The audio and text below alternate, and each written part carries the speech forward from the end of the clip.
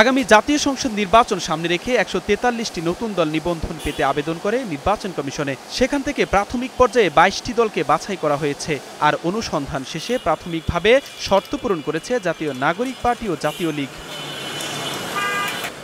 মঙ্গলবার বিকেলে সাংবাদিকদের সঙ্গে আলাপকালে কথা জানান ইসির সিনিয়র সচিব আক্তার আহমেদ।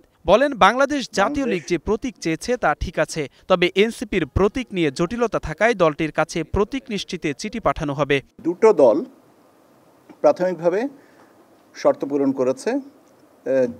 একটা হচ্ছে জাতীয় নাগরিক পার্টি, আর একটা হচ্ছে বাংলাদেশ জাতীয় লীগ। জাতীয় নাগরিক পার্টির প্রতীক নিয়ে একটা বিষয় অনিষ্পন্ন আছে, যে ওনারা যে প্রতীকটা চেয়েছেন সে প্রতীকটা আমাদের প্রতীক সংক্রান্ত যে বিধিমালার তফসিলে নেই, এবং না থাকার কারণে আমরা ওনাদের কাছে একটা প্রতীক মানে নিশ্চিত করার জন্য আমরা একটা চিঠি দিব।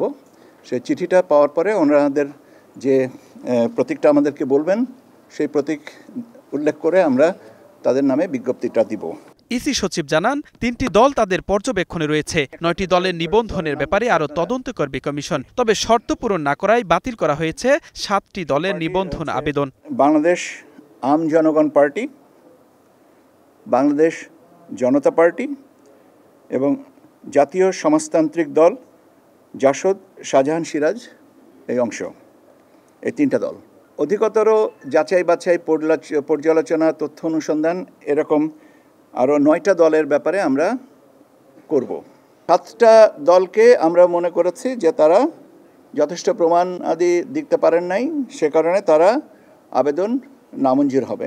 এছাড়া তালিকায় থাকা ২২টি দলের মধ্যে আদালতের রায়ে নিবন্ধন পেয়েছে নিজাম ইসলাম পার্টি। বাংলাদেশ নিজাম ইসলামী পার্টি, এনাদের পক্ষে মাননীয় আদালতের একটা রায় আছে, সে সূত্রে তারা নিবন্ধনযোগ্য। Jisan Ahmed, Star News, Dhaka.